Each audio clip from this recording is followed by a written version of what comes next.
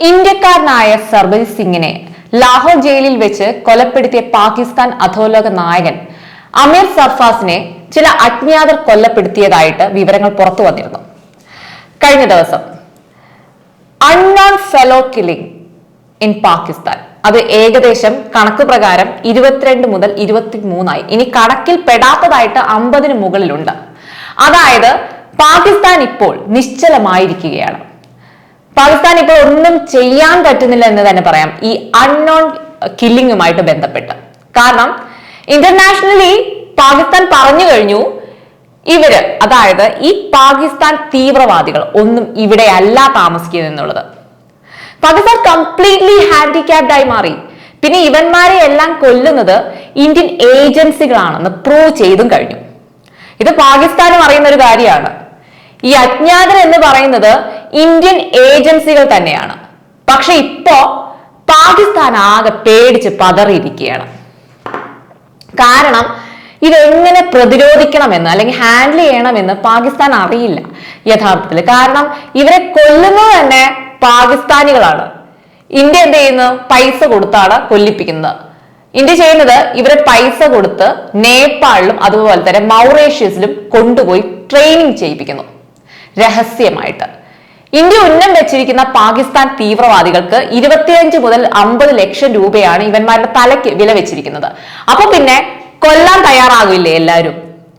പാകിസ്ഥാനികളെ വെച്ച് തന്നെ ആക്രമിപ്പിക്കും. എപ്പോൾ എവിടെ വെച്ച് എന്നൊന്നും അറിയാൻ കഴിയില്ല. വളരെ രഹസ്യമായിട്ടാണ്, സഡൻ അറ്റാക്ക് എന്ന് തന്നെ പറയാം. ഇത് വ്യക്തമായിട്ട് പാകിസ്ഥാനും അറിയാം ആരാണ് ചെയ്യിപ്പിക്കുന്നതെന്നൊക്കെ. പക്ഷേ പാകിസ്ഥാൻ ഒന്നും ചെയ്യാൻ പറ്റുന്നില്ല. ഒന്ന് ആലോചിച്ച് നോക്കണം. ഇന്ത്യയിൽ ഇപ്പൊ 2019 വരെ നോക്കുകയാണെങ്കിൽ ഇവരെ എല്ലായിടത്തും ബോംബ് സ്ഫോടനം മുക്കിനും മൂലയ്ക്കും നടത്തുമായിരുന്നു. നമുക്കറിയാം ഇപ്പം ബോംബെ സ്ഫോടനം എല്ലാം നടത്തിയത് ഇവന്മാർ തന്നെയാണ്. ഇവരൊക്കെയാണ് കൊല്ലാൻ പോകുന്നത്, കൊല്ലിക്കുന്നത്. ഇവന്മാരെ എന്ത് ചെയ്തു? പാകിസ്ഥാനിൽ ഇരുന്ന് വീണ്ടും ഇവരൊക്കെ ഓപ്പറേറ്റ് ചെയ്തുകൊണ്ടേയിരിക്കുന്നു. അതിങ്ങനെ ഒരു ചലഞ്ച് ആയിട്ട് പോയിക്കൊണ്ടേയിരുന്നു. 2019 പുൽവാമ അറ്റാക്ക് നടന്നത്. അതിനെ തുടർന്നാണ് ഇന്ത്യ പോളിസി അങ്ങ് മാറ്റിയത്. ഈ പാകിസ്ഥാൻ തീവ്രവാദികളെ തിരിച്ചടിക്കണം എന്നുള്ള പോളിസി, അതായത് ടിൻ ഫോർ അറ്റാക്ക്. എങ്ങനെയാണോ ഇവരെ ഈ തീവ്രവാദികളെ ഇന്ത്യയിൽ ചെയ്ത് അതുപോലെ ഇവരെ ക്രൂരമായിട്ട് കൊല്ലണം. ആ ഒരു പോളിസി എന്ന് പറയുന്നത് വലിയൊരു ചേഞ്ച് തന്നെയാണ്. ചേഞ്ച് ആയിരുന്നു. അതിന്റെ ഭാഗമായിട്ടാണ് ഈ സിഖ് ഭീകരരെ പോലും കൊല്ലാൻ വേണ്ടിയിട്ട് കാനഡയിൽ പോയി. അതുകൊണ്ട് ഇപ്പൊ പ്രയോജനം എന്താണ് ഉണ്ടായെന്ന് പറഞ്ഞാൽ ഇന്ത്യയിൽ ഇവരെ സപ്പോർട്ട് ചെയ്തിരുന്ന ഒരു വിഭാഗം, അതായത് ഈ തീവ്രവാദികളെ സപ്പോർട്ട് ചെയ്തിരുന്ന ഒരു വിഭാഗം നിശ്ചലമായി എന്ന് തന്നെ പറയാം. ഒരു ബുദ്ധിജീവി കമ്മ്യൂണിറ്റി ഒക്കെ എന്ന് പറയാം, ഒരു ലിബറൽ ബുദ്ധിജീവി കമ്മ്യൂണിറ്റി. അതൊക്കെ കൊണ്ടാണ് ഈ മൻമോഹൻ സിംഗിന്റെ ഗവൺമെന്റ് കംപ്ലീറ്റ് ആയിട്ടുള്ള ഫെയിലിയർ ആയി പോയത്. ഈ വിഷു ദീപാവലി പോലെ ഇന്ത്യയുടെ എല്ലായിടത്തും ബ്ലാസ്റ്റ് നടക്കുമായിരുന്നു അല്ലെ? ഇന്ത്യയിൽ ഏതെങ്കിലും ഒരു ഫെസ്റ്റിവൽ വരുന്ന ദിവസം മൊത്തത്തിൽ ബ്ലാസ്റ്റ് ആയിരുന്നു. നമുക്ക് അറിയുന്ന കാര്യമാണ്, നമ്മൾ കണ്ടുകൊണ്ടിരുന്ന കാര്യങ്ങളാണ്. ട്രെയിനിന്റെ അകത്ത് ബ്ലാസ്റ്റ്, മാർക്കറ്റിൽ ബ്ലാസ്റ്റ്, അവിടെ ഇവിടെ എല്ലായിടത്തും ബ്ലാസ്റ്റ്. ഇതൊക്കെ എക്സിക്യൂട്ട് ചെയ്തവരെ ആർക്കും പിടിക്കാനും പറ്റിയിട്ടില്ല. അന്നൊക്കെ പിടിച്ചിരുന്നത് ആരെയായിരുന്നു? ഈ പാവം പിടിച്ച മുസ്ലിംസിനെ ആയിരുന്നു, ഈ മൻമോഹൻ സിംഗിന്റെ ഗവൺമെന്റ് വരെ. കാരണം അന്ന് ആ ഗവൺമെന്റിന് ആരെങ്കിലും പിടിക്കണം എന്ന് മാത്രമായിരുന്നുള്ളൂ, ആരെങ്കിലും പിടിച്ച് പുറത്തെത്തിക്കണം. അതിനുവേണ്ടി അന്നൊക്കെ മുസ്ലിംസ് എന്ന് പേരുള്ള പലരെയും പിടിച്ചിരുന്നു. ഇങ്ങനെ പിടിച്ചിരുന്നതും പ്രൂവ് ചെയ്തിരുന്നതും ഒക്കെ കാരണം ഈ പാവങ്ങൾക്ക് പൈസ ഇല്ല ജയിലിൽ നിന്നൊന്നും പുറത്തിറങ്ങാൻ. അങ്ങനെ പലരെയും പിടിച്ചിട്ടുണ്ട്. മോദി ഗവൺമെന്റ് വന്നതിന് ശേഷം, അതായത് 2019 കംപ്ലീറ്റ്ലി പോളിസി അങ്ങ് മാറ്റി. ഇന്ത്യയിൽ ആരൊക്കെയാണ് കൊലപാതകം നടത്തിയിരുന്നത് അല്ലെങ്കിൽ ബ്ലാസ്റ്റ് നടത്തിയിരുന്നത്, ഇന്ത്യക്കാർ എത്ര പേരെ കൊന്നു, അതിന്റെ കംപ്ലീറ്റ് ഡീറ്റെയിൽസ് കണ്ടെത്തി. അങ്ങനെ തിരഞ്ഞു പിടിച്ച് തീർത്തു കളഞ്ഞു ഇന്ത്യ. മനസ്സിലാക്കേണ്ടത് കാശ്മീരുമായിട്ട് ബന്ധപ്പെട്ട് 2 ലക്ഷത്തിലധികം ആളുകളെ കൊല ചെയ്യപ്പെട്ടിരുന്നു. അതായത് ഈ പാവം പിടിച്ചവര്, ഒന്നും അറിയാത്തവര് ആണ് കൊല്ലപ്പെട്ടിരുന്നതിൽ പലരും. അതിൽ സെക്യൂരിറ്റി ഫോഴ്സും പട്ടാളവും ഒക്കെ ഉൾപ്പെടെ ഉണ്ടായിരുന്നു. പക്ഷെ ഇതിനൊക്കെ ആരാണ് ഉത്തരവാദി എന്ന് ആർക്കും ഇന്ത്യക്ക് അറിയില്ലായിരുന്നു. എല്ലാവർക്കും അറിയുന്ന ഒരു കാര്യം, ഇവരെന്ത് ചെയ്യും? ഇവർ ബ്ലാസ്റ്റ് എല്ലാം നടത്തിയതിനു ശേഷം ബോർഡർ കടന്ന് പാകിസ്ഥാനിൽ പോയി എന്നുള്ള കാര്യം അറിയാം. എന്നിട്ട് ഇതിനു വേണ്ടിയിട്ട് അവർ എന്ത് ചെയ്യും? പബ്ലിക്കായിട്ട് ഫണ്ട് പിരിക്കുന്നു, ഇന്ത്യക്കെതിരെ സംസാരിക്കുന്നു. ഇതൊക്കെയാണ് ആ സമയത്ത് നടന്നുകൊണ്ടിരുന്നത്. പക്ഷേ ഇതാണ് 2019 ചേഞ്ച് ആയത്.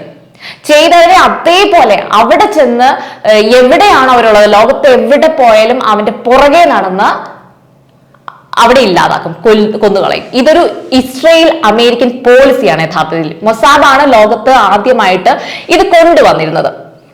അതായത് അണ്ടർ കവർ ഓപ്പറേഷൻ എന്ന് പറയും. അതായത് ആരും അറിയാതെ തന്നെ വേറെ രൂപത്തിൽ പോകുന്നു, അങ്ങനെ അവിടെ തീർക്കുന്നു. അങ്ങനെ ഈ 2019 ഈ പോളിസി ചേഞ്ച് ചെയ്തതിനു ശേഷം ഈ അണ്ടർ കവർ ഓപ്പറേഷനിൽ 60ഓളം പേരെ ഇവർ കണക്ക് പ്രകാരം കൊന്നിരുന്നു എന്ന് പറയാം. അതിനുശേഷം ഇന്ത്യയിൽ ബ്ലാസ്റ്റ് നടന്നിട്ടില്ല, നമ്മൾ അത് കണ്ടിട്ടുള്ളതാണ്. ഒരു ബ്ലാസ്റ്റ് നടന്നിട്ടില്ല, കാരണം ഇതൊക്കെ ഓപ്പറേറ്റ് ചെയ്യാൻ ആള് വേണ്ടേ. അതിനുശേഷം പാകിസ്ഥാന് പേടിയായി പോയി. ഈ അജ്ഞാതർ ആരാണെന്ന് അറിയില്ലല്ലോ, എവിടെ നിന്നും അറ്റാക്ക് ഏത് നിമിഷം വേണമെങ്കിലും പ്രതീക്ഷിക്കാം. അങ്ങനെ കുറെ പേര് എന്ത് ചെയ്തു? അഫ്ഗാനിസ്ഥാനിലേക്ക് പോയിട്ടുണ്ട്. അവരുടെ ശത്രു രാജ്യമാണ് ഈ അഫ്ഗാനിസ്ഥാൻ എന്നിട്ട് പോലും അവർ അവിടെ പോയി. ശരിക്കും പറഞ്ഞാൽ പാകിസ്ഥാന് ഒരു ഇന്ത്യൻ കണക്ഷൻ പ്രൂവ് ചെയ്യാൻ പറ്റാതായി എന്ന് തന്നെ പറയാം. പാകിസ്ഥാൻ കംപ്ലീറ്റ്ലി പെട്ടുപോയി. അതോടുകൂടിയാണ് കാശ്മീർ ഇപ്പോൾ ഒന്ന് ഒതുങ്ങിയത്. ഇപ്പൊ ഒരു പ്രശ്നങ്ങളും നടക്കുന്നില്ലല്ലോ. ഇതിനെല്ലാം കാരണം നരേന്ദ്രമോദിയുടെ പോളിസി കൊണ്ടുവന്ന ചേഞ്ച് ആണ് ഇതെല്ലാം. മോദി പറഞ്ഞു എന്താണ്? ഒരു ഇന്ത്യക്കാരനും സമാധാനമായി ഇന്ത്യയിൽ എവിടെ വേണമെങ്കിലും യാത്ര ചെയ്യാനുള്ള സാഹചര്യം ഉണ്ടാക്കുമെന്ന്. അത് അദ്ദേഹം നടപ്പാക്കുകയും ചെയ്തു. അതുപോലെ അത് കൃത്യമായിട്ട് ഏജൻസ് അത് എക്സിക്യൂട്ട് ചെയ്യുകയും ചെയ്തു. ഓരോ ഇന്ത്യക്കാരനെയും ഇന്ത്യ നെഞ്ചോട് ചേർത്ത് തന്നെ വെക്കും. അവരെ ഇല്ലാതാക്കാൻ ശ്രമിക്കുന്ന ഏതൊരു തീവ്രവാദിയാകട്ടെ, ഇന്ത്യയുടെ ലോകത്തിന്റെ ഏത് മൂലയ്ക്ക് പോയി ഒളിച്ചാലും അവിടെ ചെന്ന് ഇല്ലാതാക്കും. ഇതാണ് ഇന്ത്യയുടെ ഉറപ്പ്.